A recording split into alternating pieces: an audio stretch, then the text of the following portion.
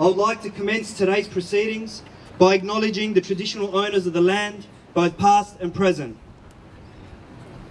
We are gathered here today in unity, shoulder to shoulder, standing as one voice to exclaim, "We want justice! We want justice! We want justice!" We want justice for all the lives taken, the 1.5 million people whose prayers were never heard, the 1.5 million people whose hopes were demolished, the generations lost and the cities destroyed. Yes, it was a genocide.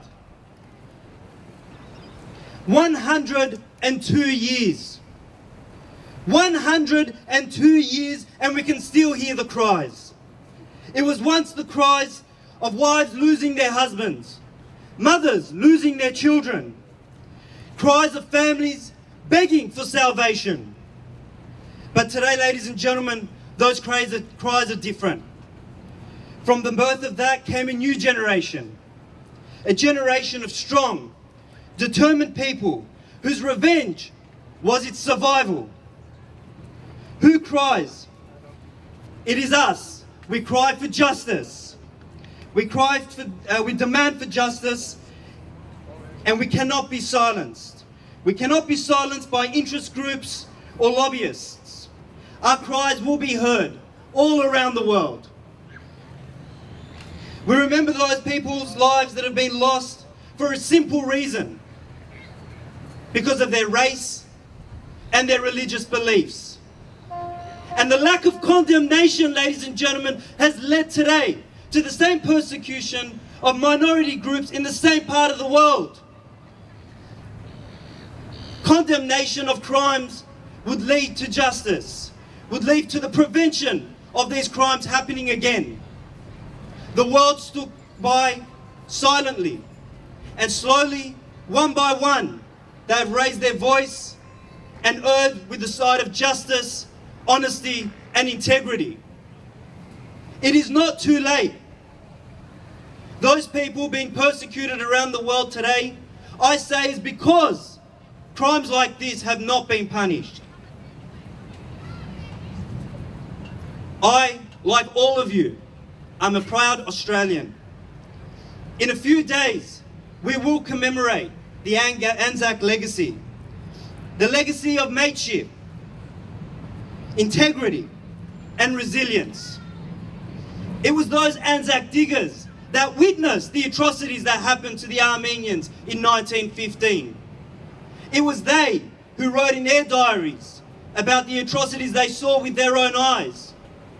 The denial of such integrity and questioning the truth of this in itself is questioning the integrity of our Australian history and those of our Anzac diggers.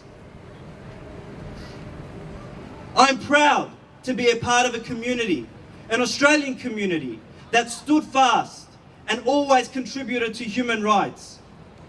Australians were one of the first to react and respond to the crisis that was happening, creating foundations to aid support to the Armenian people, the establishment of orphanages.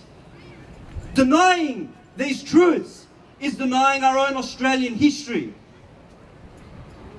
As an Australian, and as Australians collectively, we demand that our government recognise our own history and also recognise that the genocide in 1915 was in fact a genocide.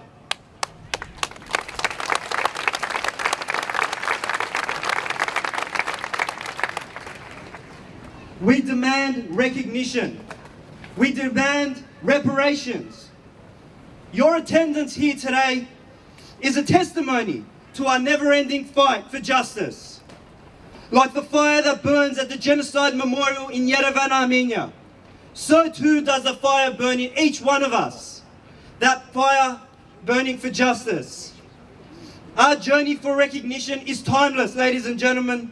To those that we have lost, we vow to keep the promise, to keep working towards recognition and reparations. Say it with me today. We want justice. We want justice.